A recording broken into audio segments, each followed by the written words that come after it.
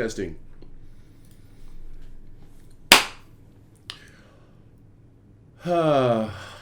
And there she has it. There she is.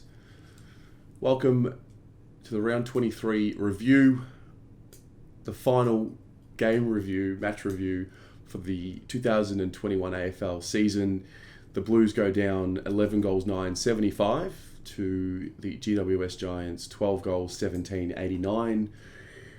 It was a Saturday night at the at Marvel Stadium, an empty Marvel Stadium. So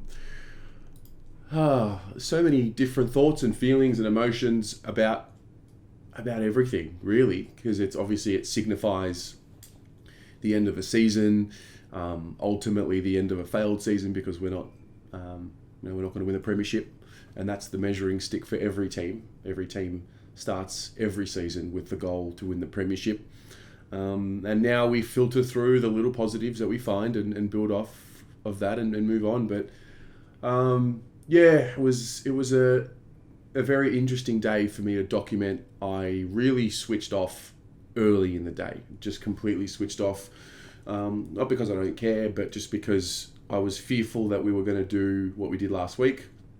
I had seen a Kate Simpson send-off, which was disrespectful. I had seen a Mark Murphy send-off last week, which was disrespectful. And I just didn't believe that the culture of the club, because for me, when you talk about building culture, part of a good culture is when your greats retire and leave, you lift for them, for your brothers or your teammates, your family. We saw Hawthorn do it for Clarko and Sean Burgoyne. We see so many of the teams with the good, strong family values and strong culture. We see them lift for their teammates, and I was really worried that we had lost that, and we were hiding behind the excuse of, we're young, it's a new generation, we don't, they're new players, they don't understand, they don't feel the same thing, you've got to understand it's a new era, and I was really worried about last night, if I'm honest, and I didn't want to talk about Carlton, I didn't want to think about Carlton. It got to like 2:30, Pom called me and he started, geeing up about the game, and I was giving him nothing. It was like, we have a game tonight, I have to think about it, and so I guess I set myself up for disappointment. I was prepared, and I think ultimately I was pretty satisfied with the way they went about it. They didn't embarrass themselves, they didn't embarrass the monogram and what it represents, they didn't embarrass the fans. They went out there, yes, we lost, I don't like that we lost, I'm not happy that we lost, but it just goes to show their focus defensively was on. The Giants are in good form. They're in go have a look at their last few weeks. They're in really good form. They're probably one of the teams with the best form leading into finals. I'm serious about that. And we focused defensively. We switched on, and it was pleasing, because one thing we have done for as long as I can remember, as soon as the season's done, we get to the last round of the season, it's a regulation 10-goal loss. How many have we had? Sydney, Adelaide, Geelong, there's so many of them that I can reel off, and so that was pleasing. It was pleasing for them to want to show something. I want to give a big shout out to Paddy Cripps. I know that in these reviews I don't really like to go individual, but for all the criticism myself and a lot of the fans have given in this year, I thought him playing showed leadership. I really did. I thought it was the easy way out for him to say, no, I'm a bit sore and I'm going to step out. But I thought the fact that he said, no, you young boys are going to go out there, I want to be a part of this.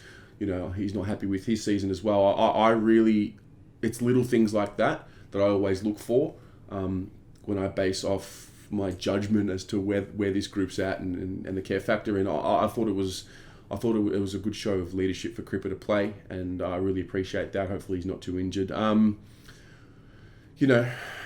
think the game was the game. We covered the exits well. There were 2 waves of GWS goals where I thought, okay, here we go. It's about, the down wall's about to explode. There was one in the second quarter. Perriman kicks their second goal in a row with 5:21 to go.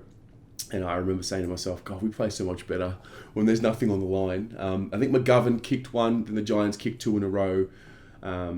We had 22 tackles at the half, which I didn't, for the first time, there wasn't an accurate representation of the focus and the effort that we had been really putting in. So that was an interesting one to me.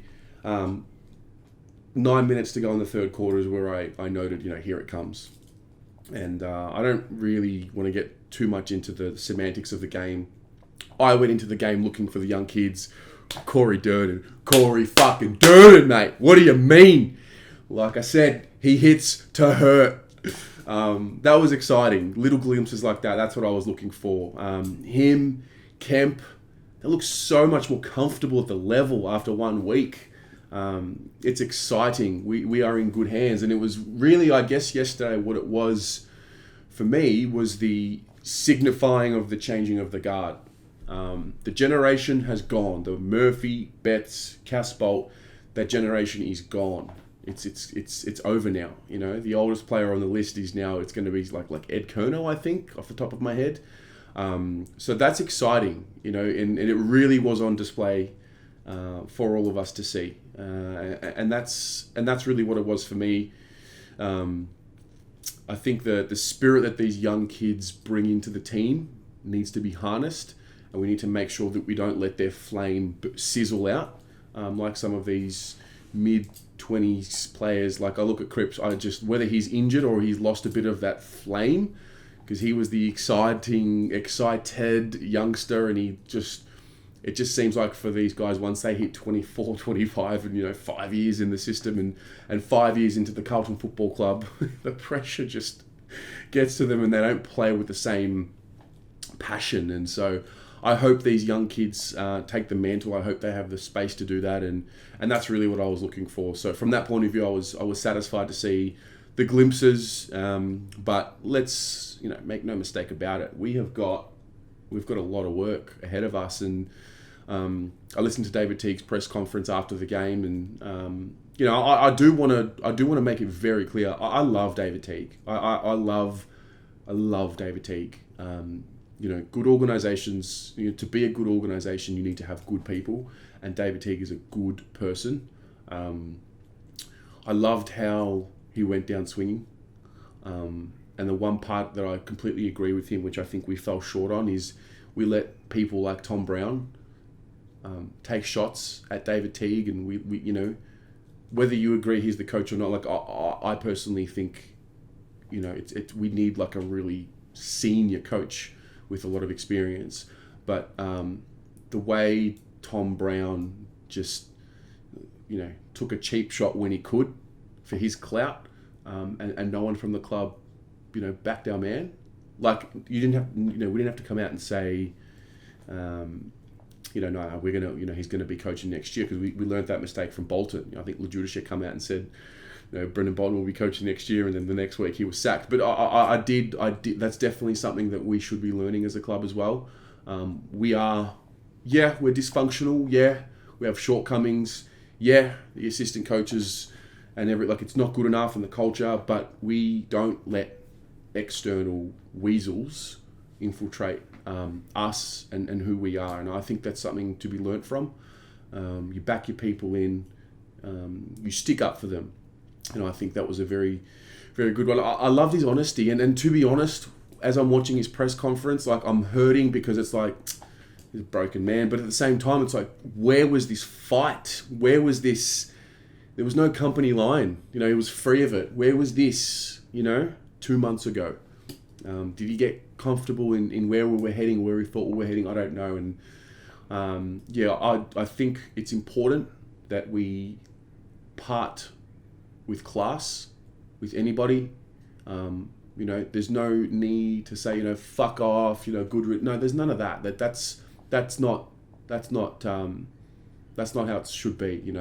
David Teague did the best job that he could do with the information that was available to him at the time, and the players that were available to him at the time. And it is what it is. And you can talk about this is the relentless pursuit of a premiership, and you have to make the tough calls. And this is a tough call. Make no mistake about it. Anyone who says sacking him now is an easy call, you got no idea. That's not the case at all. Sacking someone before a contract ends is a tough call. But this is the relentless pursuit of a premiership, and it is what it is. And I like the fact that we're doing it. It's, I think for far too long we worry too much about feelings. I mean, at the end of the day, Like, tachlis. There's 18 seats. There's 18 coaches. And there's only one coach that can coach the Carlton Football Club. So it has to be, cutthroat results, it's demanding and it's tough. And that's why they're so well paid. So anyway, I want to thank David Teague. It seems, it's pretty clear he's not going to be there and moving forward, but I do really wish him all the best and his family, and I hope that you watching, feel the same way. I really do. David Teague is a good man. Where he got me last night was where he said, I love the Carlton Football Club, and that's important. We are a special club. We're fucking damaged goods.